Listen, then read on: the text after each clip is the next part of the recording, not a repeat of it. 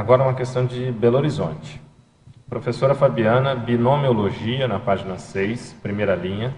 Poderia esclarecer o binômio agressão-culpa? Aí tem uma observação. Tenho acompanhado o desenvolvimento da sua pesquisa através dos verbetes. Okay. Notei que passei por várias situações de desamor e desafetos. Em dezembro de 2014, acabou em agressão física devido à raiva incontrolável.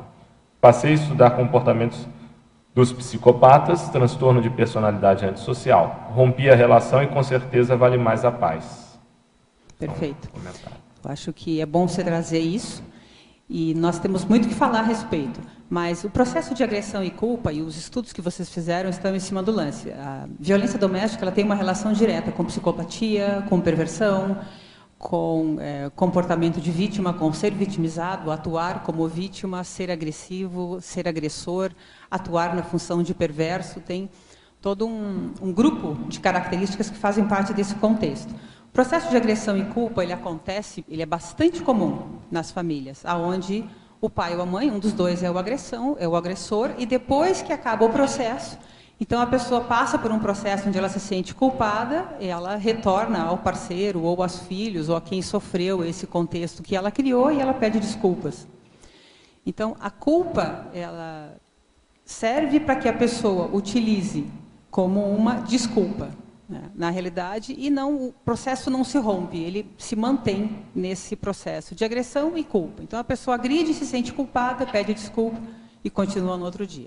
Passa uma semana, 2, 3, fica bem, depois ela pede desculpa e continua de novo. Então, ele é um processo que acontece muito e mesmo nas situações onde as pessoas se separam, onde existia um processo de agressão e vítima e aconteceu a separação, o agressor vai ter um processo de culpa durante muito tempo. E a vítima também, de que forma? Ela pode se considerar, isso é muito inconsciente, mas ela pode se considerar merecedora dessa situação. Então, ela vai se sentir também culpada por estar ou não participando. Então, a gente precisa entender isso, abrir esse processo, entender isso mais. Uma situação que eu acho interessante também a gente analisar assim, em maior detalhe, que é a condição quando a pessoa, você falou, né, a pessoa agride, pede desculpa, né, sente-se culpada, pede desculpa, daqui a pouco ela agride de novo, pede desculpa e tal, e assim fica mantendo aquela condição. Mas do ponto de vista da vítima, a pessoa às vezes confunde perdoar com manutenção daquela relação patológica. Perfeito. Então, a gente tem que tomar muito cuidado com isso. Se a pessoa vê, você até faz referência aí, acho, não sei se é na frase enfática, agora não me recordo, né, em algum momento do verbete, mas se a pessoa ela está numa condição de vítima e ela permanece naquilo, ela sabe que a pessoa, a outra, o algoz, dificilmente ele vai mudar.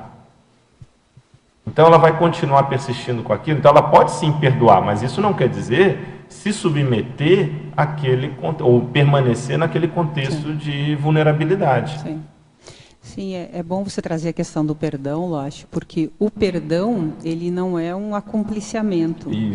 Ele não é uma manutenção de uma situação onde há sofrimento. Eu até utilizei aqui na fatologia, eu falo da mordaça e do véu em relação ao sofrimento. Por quê?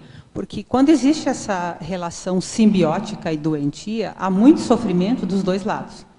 Claro que aparece mais o agressor, é o maior responsável, o maior culpado, mas existe aí uma relação errada. Isso tem que ser necessário que seja rompido e a pessoa entenda para então perdoar de fato. Porque o que é o perdão? O perdão ele acontece quando a pessoa entende. Se a pessoa não entende, é até rápido demais ela dizer que perdoou. Ela precisa entender o contexto, abrir, descortinar, entrar, entender os processos de relação, entender a responsabilidade dela com relação a essa situação, e aí sim, ela pode efetivamente perdoar, mas sair do contexto. É muito difícil numa relação onde existe perversão, agressão física, emocional, manipulação, a culpa, o perdão, e a pessoa se mantém nisso, ela não sai disso. Então, ela pode perdoar, mas sair da relação. Senão ela fica com a culpa, né? De que, eu não perdoei. Perdoou sim, mas não vai ficar naquele contexto. É importante também a gente falar que ninguém que recebe comportamentos ou atitudes de violência doméstica é responsável ou merecedor. Gente, não é responsável ou merecedor de sofrimento. Ninguém vem aqui nessa vida para sofrer. Muito antes, pelo contrário. Aliás, eu até coloquei na estrangeirismologia a Universal Declaration of Human Rights, que é a Declaração Universal dos Direitos Humanos, né? Onde no primeiro capítulo ela fala, nós nascemos livres, no primeiro artigo da Declaração Universal dos Direitos Humanos, que ela foi feita no pós-guerra, na Segunda Guerra, no dia 10 de dezembro de 1948, o primeiro artigo já fala sobre isso, né?